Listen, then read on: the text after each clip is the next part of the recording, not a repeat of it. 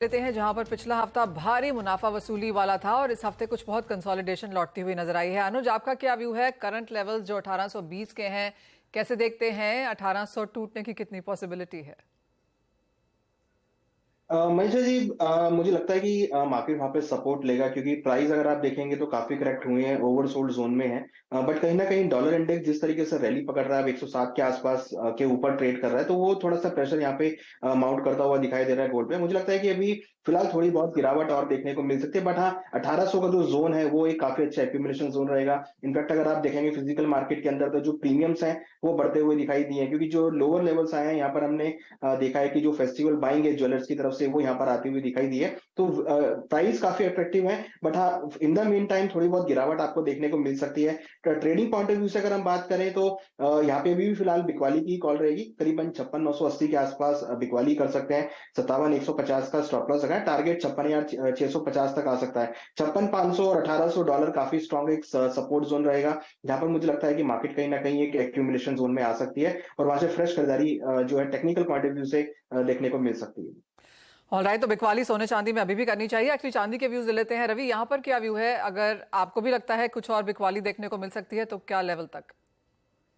जरूर से वहां पे कल भी काफी ट्राई हुई थी, बट 67,400 के ऊपर सस्टेन नहीं हुआ। मुझे लग रहा है कुछ उछाल पे वहां पे बेचना चाहिए।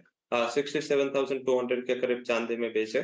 स्टॉप लॉस लगा सकते हैं 67,800 के करीब। डाउन साइड लग रहा है 66,400, 66,500 तक के लेवल की उम्मीद करनी चाहिए। आई थिंक ये मौका रहेगा। अगर ये प्राइस 66 के जितने करीब मिलता है, जो ऑप्शन ट्रेडर्स है या जो शॉर्ट टर्म के लिए ध्यान रखना चाहते हैं, वो 66,000 के करीब प्राइसेस में एक बार पुट बेच के लंबे समय तक की खरीदारी कर सकते हैं। बट अभी 1 से 2 ट्रेडिंग सेशन में जब तक नॉन फॉर्म पेरोल के नंबर्स फ्राइडे को नहीं आते, तब तक लग रहा है कि सेल ऑन राइज का व्यू बरकरार रहेगा। ऑलराइट, तो ऑप्टिक्स पे यहाँ पर बिकवाली करके ही काम करना है, चाहे वो सोना और चांदी है, और व्यूज हमारे एक्सपर्ट्स ने आपको दिए ही हैं। बहुत शुक्रिया आप दोनों का ही साथ जुड़ने के लिए, अनुज एंड रवि। अब जुड़ेंगे अपने साथ प्रोग्राम में सेंको गोल्ड के MD and CEO Shubhankar Sen को। अच्छी खासी मुनाफा वसूली हमने यहाँ पर सोने के प्राइसेस में आते हुए देखी है। मिस्टर सेन, आपसे सबसे पहला सवाल यही रहेगा कि त्योहारों से पहले जो ये मुनाफा वसूली है, और इवन नॉट जस्ट सोने और चांदी में, एक्चुअली डायमंड के भावों में भी मुनाफा वसूली है, इन कीमतों का कितना असर और कितना इंपैक्ट खरीदारी में आएगा? देखिए, हर बार हम लोग यही देखते हैं कि जब गोल्ड का प्राइस नीचे आता है तो उस हिसाब से कस्टमर का डिमांड और इंटरेस्ट बढ़ जाता है। तो अभी I think it is the right time कि गोल्ड का प्राइस नीचे में आ रहे हैं, करेक्शंस हो रहे हैं। तो सामने अभी नेक्स्ट 10-12 दिन पितृपक्ष है, उसके बाद 15 तारीख से नवरात्रा चालू होने वाले हैं। लोगों का धनतेरस का बुकिंग, बाइंग, सिलेक्शन, हम लोग स्टोर से कस्टमर्स को रीच आउट कर रहे हैं। कस्टमर्स का फीडबैक भी पॉजिटिव है उन लोगों को सीजन में कुछ लेने के लिए। सामने में विंटर वेडिंग सीजन भी चालू होने वाले हैं। तो I think it's a very good thing ये प्राइस फॉल होना, उससे अपना वॉल्यूम भी बढ़ना है और सेल्स भी आगे बढ़ना है। मिस्टर सेन, ऑफ कोर्स जैसे आपने कहा, आप रीच आउट यहाँ पर कर रहे हैं कंज्यूमर्स को, नए डिजाइन, नए ऑफर्स, नए लॉन्चेस भी यहाँ पर होते हैं। लेकिन अगर पिछले साल के मुकाबले इस साल की बिक्री की बात की जाए तो एज ऑफ नाउ क्या रफ कैलकुलेशंस हैं, क्या आपकी उम्मीद है? देखिए, हिस्टोरिकली अगर हम लोग देखें तो हम लोग का लास्ट 3-4 साल में overall growth year on year CAGR 18 to 20% होता है। और अगर 5-6 साल का कैलकुलेट करें तो मोटा मोटी 15% CAGR ग्रोथ हम लोग देखे हैं हिस्टोरिकली। सो वो हिस्टोरिकल नंबर से ही हम लोग एक फ्यूचर प्रोजेक्शन में हम लोग सोच सकते हैं कि द ग्रोथ 15 से 20% का कुछ हम लोग फेस्टिव सीजन में देख सकते हैं।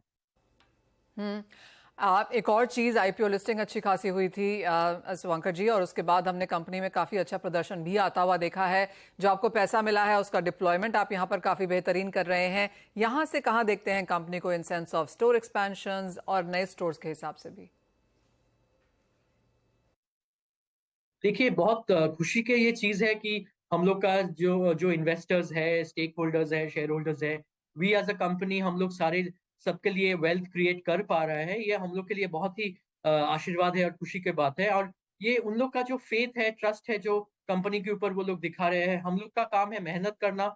आईपीओ में हम लोग जो फंड रेज किए 270 करोड़, वो फंड्स के अगेंस्ट में हम लोग नए शोरूम ओपनिंग का जो प्लान है इस साल में 18-20 स्टोर्स हम लोग ओपन करेंगे। ऑलरेडी हम लोग 9-10 स्टोर्स ओपन कर लिए और हाफ ऑफ द ईयर बाकी है और भी ओपन करने वाले हैं। तो हम लोग new products, new collection, new offers, new markets, ये न्यू ज्योग्राफीज हम लोग एंट्री करेंगे, स्टोर्स ओपन करेंगे, हम लोग अपना मेहनत और काम करते जाएंगे। एंड फ्यूचर ये नेक्स्ट 10-15 साल जो है वो इंडिया के लिए एक बहुत ही महत्वपूर्ण साल है। We will grow as a strong economy amongst the best in the world. तो उस हिसाब से I think all companies and brands long term सोचते हुए इन्वेस्ट करना चाहिए। एंड आई थिंक इन्वेस्टर्स वही वो आशा और होप से they are supporting us and we will keep working hard उनका एक्सपेक्टेशन फुलफिल करने के लिए।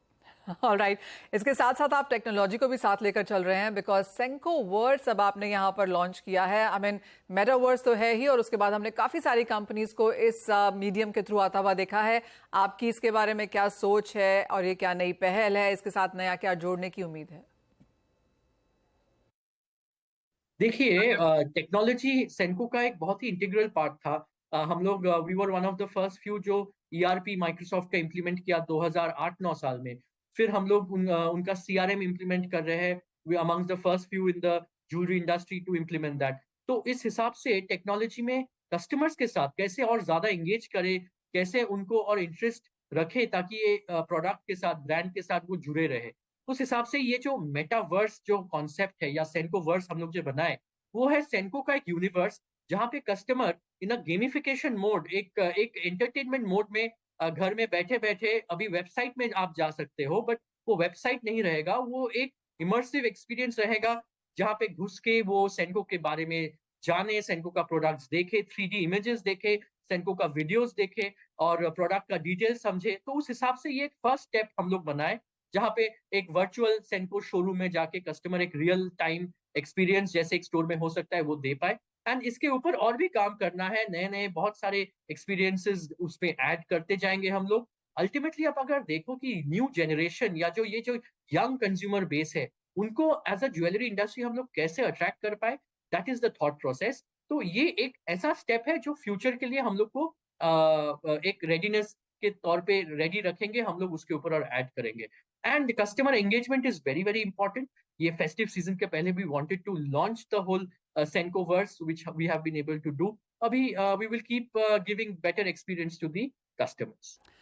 हो एब्सोल्युटली, कस्टमर एंगेजमेंट काफी इंपॉर्टेंट चीज है, और जैसे आपने कहा कि आप काफी तरीकों से उनसे पहुंच रहे हैं, और 20 नए स्टोर इस वित्त वर्ष में यहां पर खोलने की एक्सपेक्टेशंस भी हैं। तो ऑफ कोर्स काफी सारे बड़े प्लान्स वहां पर सेंको की तरफ से आते हुए। शुभंकर सेन जी, एज ऑलवेज बहुत शुक्रिया हमारे साथ आज CNBC आवाज पर जुड़ने के लिए। इसी के साथ इस कार्यक्रम में इतना ही समय है, एक ब्रेक के लिए रुकेंगे।